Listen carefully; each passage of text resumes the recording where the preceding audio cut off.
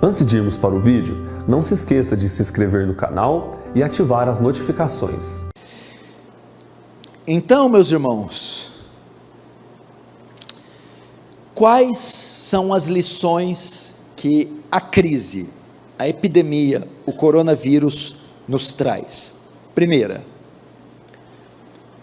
A primeira lição é que as tragédias, as crises, as catástrofes naturais são a vara de Deus disciplinando as nações.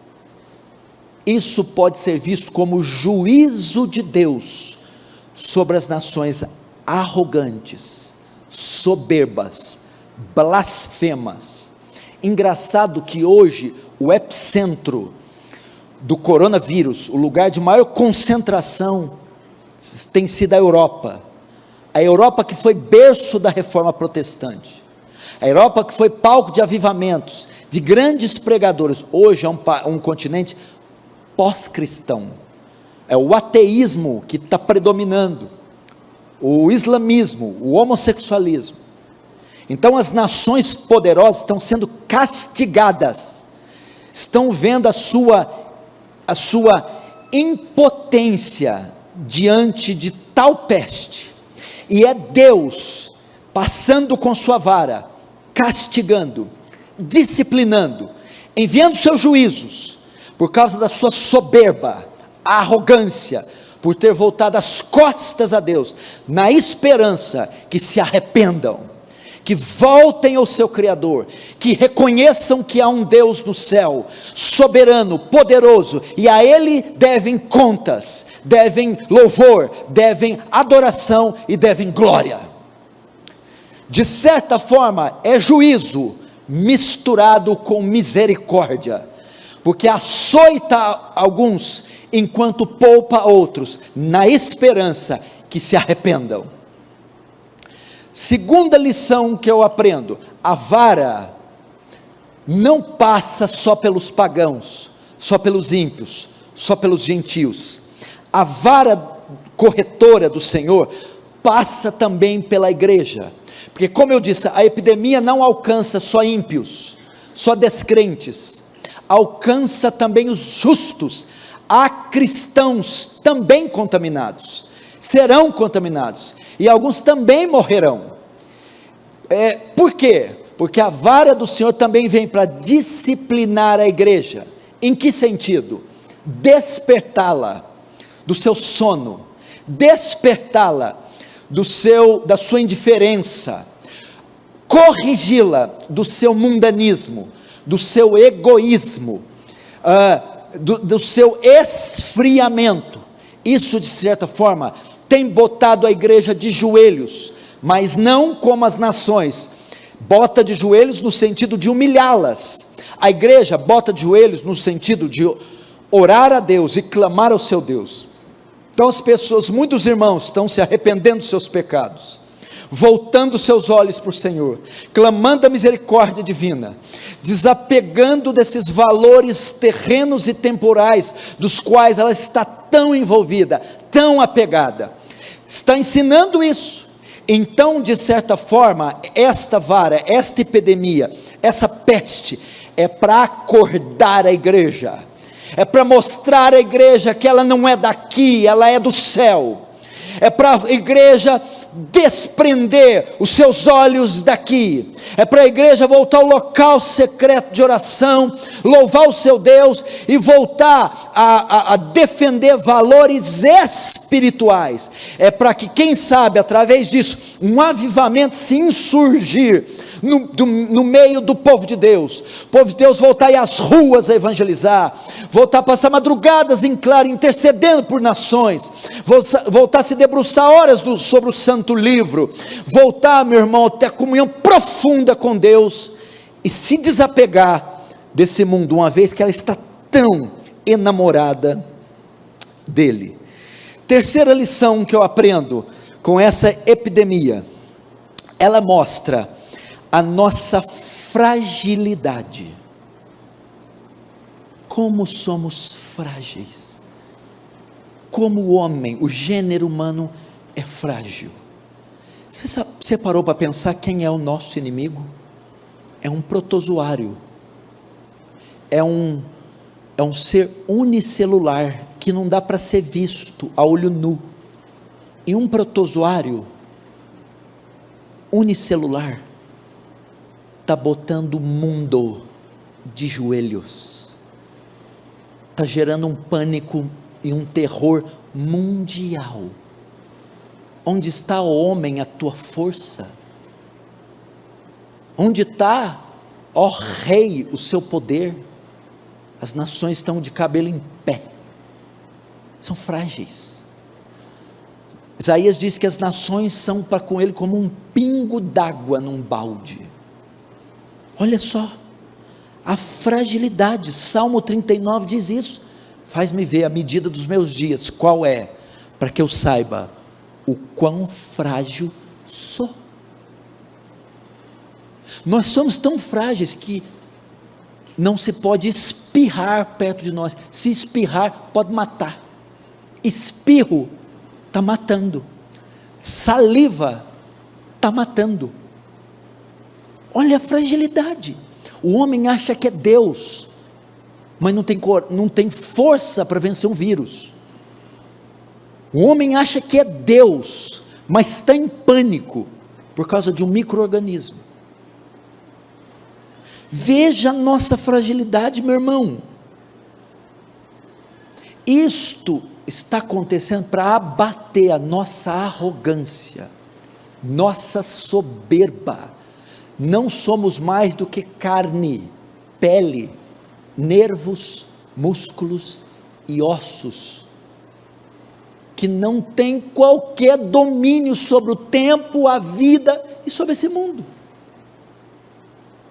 É tão bom ver isso, gente. Isso nos humilha tanto.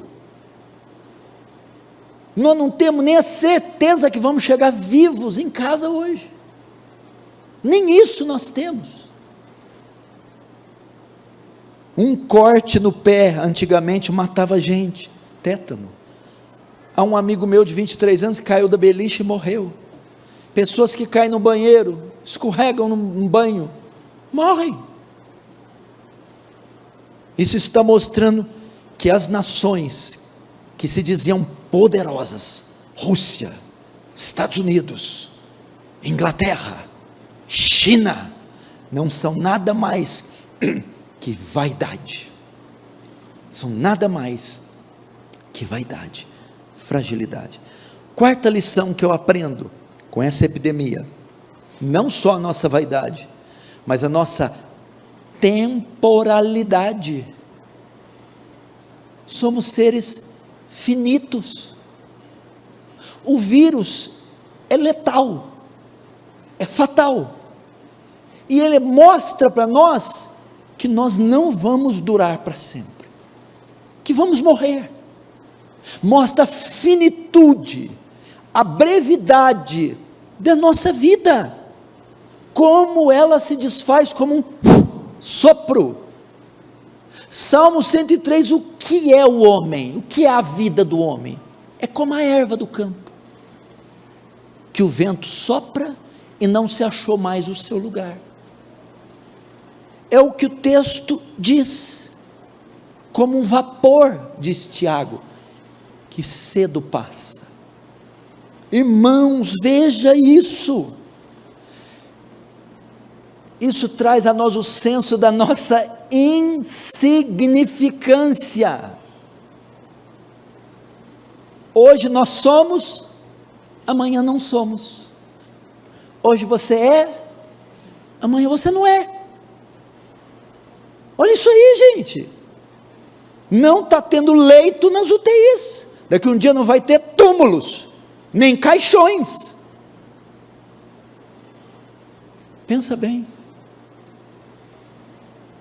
E quando você fala de leito, túmulo, caixão, velório, você está falando de quê? Morte. Morte. Mostra a nossa temporalidade. Por isso que o Tiago fala, quando a gente faz projeto, a gente tem que falar, se Deus quiser. Da primeira lição, juízo sobre as nações, eu tiro outra lição. Se o juízo está vindo sobre os ímpios, eu chamo ao arrependimento aquele que me ouve e ainda é ímpio. Eu chamo para vir à fé. Eu chamo para sair da imundícia dos seus pecados e vir a Cristo e achar nele salvação. Antes que a vara do juízo te alcance e esse juízo se estenda até o inferno. Se a segunda lição é o despertar da igreja, porque ela está dormindo, eu também chamo ela a cumprir, a viver de maneira digna a vocação que foi chamada. Nessas tragédias naturais, essas pessoas veem esperança nos Médicos Sem Fronteira, na Cruz Vermelha. Vamos fazer com que essa peste infinitamente maior que o coronavírus, que é o pecado, faça com que os ímpios vejam esperança em nós, como o exército da salvação de William Booth, que nós venhamos despertarmos do nosso sono e irmos às searas, meu irmão, e vivemos uma vida digna, da fragilidade da nossa vida, ou da vaidade da nossa vida, que eu disse como ela é frágil, vã. Eu quero também, tiro mais uma lição, onde está o seu tesouro, aí está o seu coração. Uma vez que essa vida é pó, é vaidade de vaidade, trivialidade, futilidade, daqui um dia tudo é rugas e pelancas, daqui um dia nada vai conseguir deixar você bonito, nada. Então viva para algo digno, mostre agora onde estão seus valores, onde está o seu coração, porque tudo isso vai ser dizimado, destruído. Só aquele que juntou tesouros dos céus não será afetado por isso. Quarto, com relação às temporalidades, eu aprendo que a vida passa. Quantos anos você tem ainda de vida? Calculei, baseado na sua idade, na perspectiva média, quantos anos você ainda tem? Anotou? O que fazer com essa vida? Se matar de trabalhar? Pensar só em namorados e namoradas? Ser pedra de tropeço nessa sociedade caída? Pense, aqui um dia acabou, é pequena, é breve, o que fazer? Pense. Não chegou a hora de deixar um marco aqui, um legado? Pense, daqui um dia você vai ver no final do túnel, game over, the end, finish, acabou, e aí?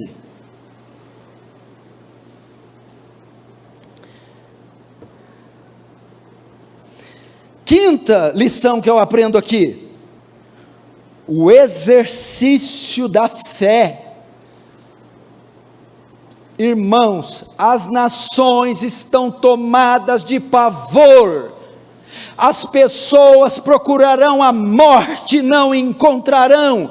A Bíblia diz que as nações desmaiarão de terror, pela expectativa das coisas que hão de acontecer. Vai ser um caos. Entretanto, a igreja está firmada na rocha, que é mais alta que nós. Agora é o momento de nós utilizarmos esse poderoso artifício que foi nos dado, a fé. Paulo diz: por cuja causa eu padeço, mas não me envergonho, porque eu sei em quem eu tenho crido, e Ele é poderoso para guardar o meu depósito até aquele dia. É a hora de utilizarmos a nossa fé. As nações têm pânico, as nações têm medo, as nações sentem horror. Nós não, nós temos um Deus em quem confiar, temos promessas em as quais nos agarrar. Nós não temos medo, temos fé. Essa epidemia nos ensina o exercício da fé, a utilização da fé, da confiança na providência de Deus, no livramento de Deus, no milagre de Deus, no favor de Deus por nós. Onde é que Deus demonstra com mais força o seu favor? Os seus milagres? É na adversidade, é na crise.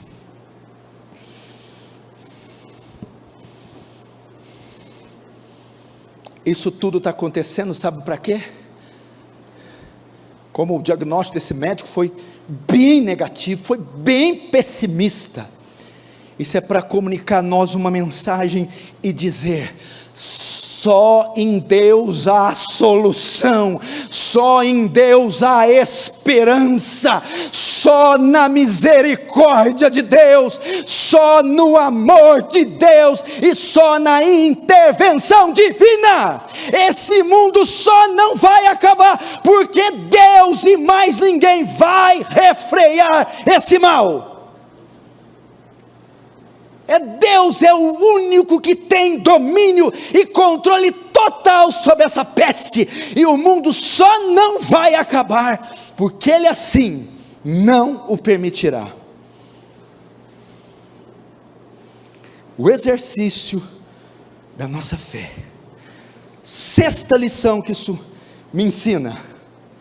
Sexta lição.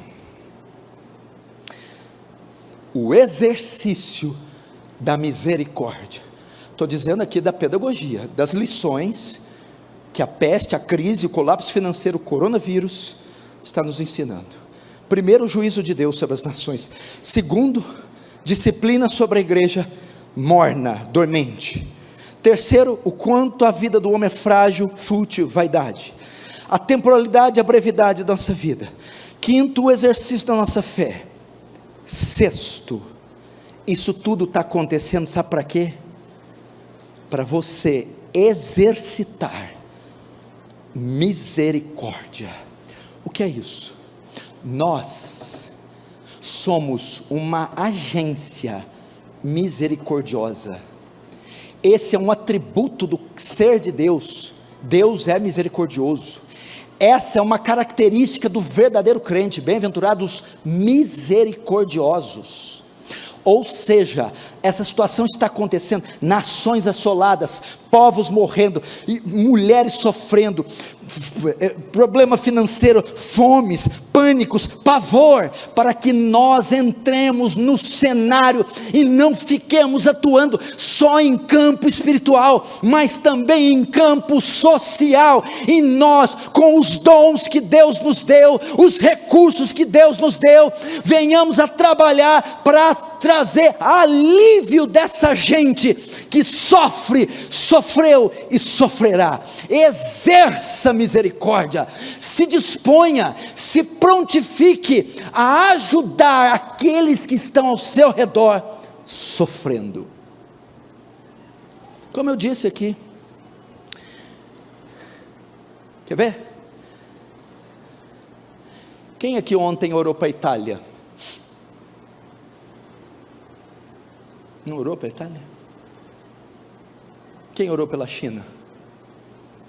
Pelo Rio de Janeiro? São Paulo? Quem debruçou-se ontem, Senhor? Os leitos, os velhos, as mulheres grávidas.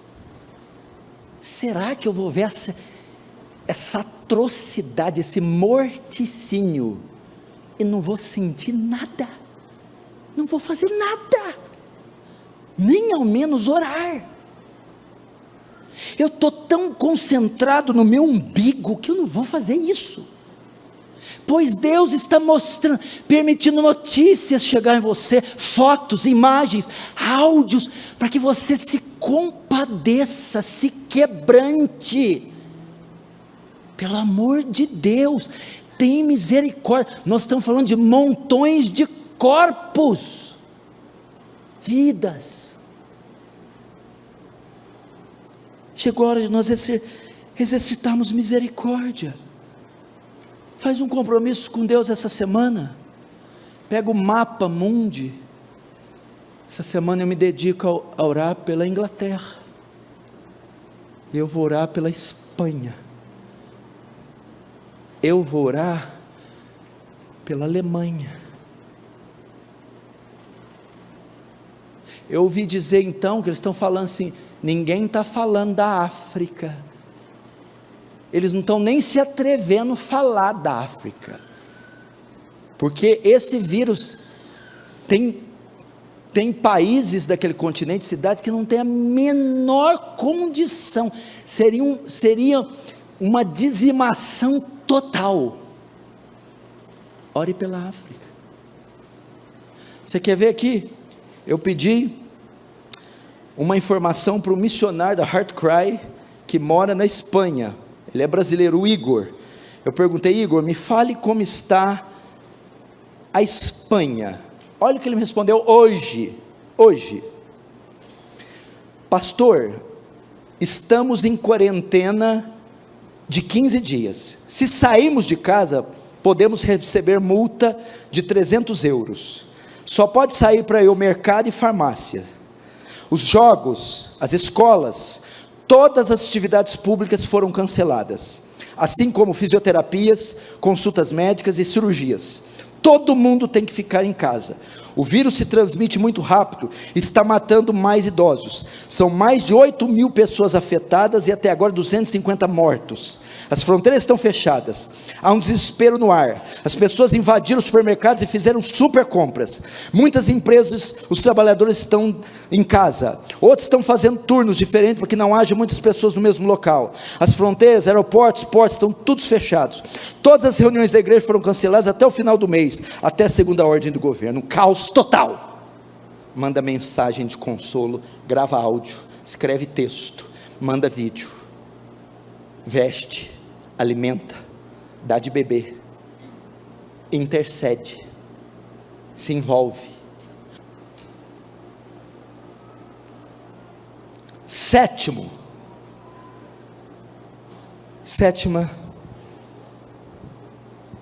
lição: não existe, escute, há muitos anos não tínhamos uma oportunidade, um momento tão propício para a pregação do Evangelho como agora. O terreno está fértil como nunca.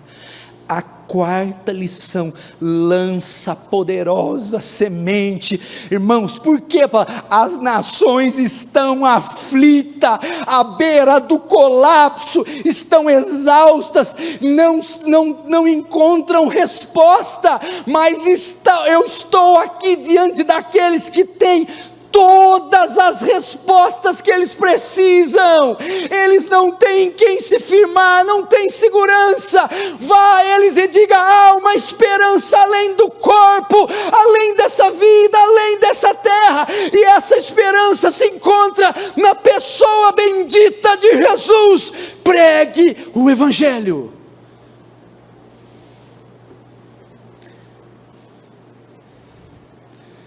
Elas vão querer achar o sentido da vida e não vão encontrar, mas em nós elas vão encontrar.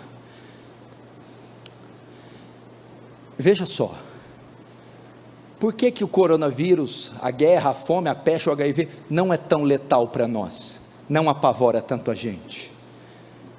A gente fica com um pouquinho de medo. Se ficar com muito medo, tem algo errado. Porque Jesus disse assim para nós, olha a palavra, como eu vou terminar o sermão. Quando a crise se instalar, e a igreja for tomada de pânico, Jesus vem e diz assim, ó: não temais quem mata o corpo, a peste, o vírus, a fome, a guerra. Eu porém vos digo, antes, a quem deveis temer. Temei antes aquele que tem poder para enviar no inferno tanto o corpo quanto a alma. Ou seja, Jesus está dizendo, para aqueles que são redimidos, a morte física não é um problema. Morreu, acorda na glória. Verdade? Então, com relação a nós, o coronavírus ele só vai antecipar o nosso gozo, só vai antecipar o arrebatamento, porque nós temos esperança além do túmulo, além desse cadáver, além desse corpo. Se eu morrer hoje, você acha que Deus vai me dar uma glória dessa? De hoje partir para estar com Cristo e ver os santos, estar desfrutando de uma bem-aventurança inefável. Para nós a morte não é um problema, porque ele disse, a morte não terá a última palavra. Morrer hoje é acordar com Cristo. Mas para aqueles que não têm esperança após a morte, para que não tem esperança de ressurreição, para que não tem uma rocha em quem se firmar, para eles a morte é trágica. Por isso devemos pregar o Evangelho. Essas são as lições que a crise está nos ensinando. Antes de você orar, eu vou te dizer o que você vai orar. Você vai orar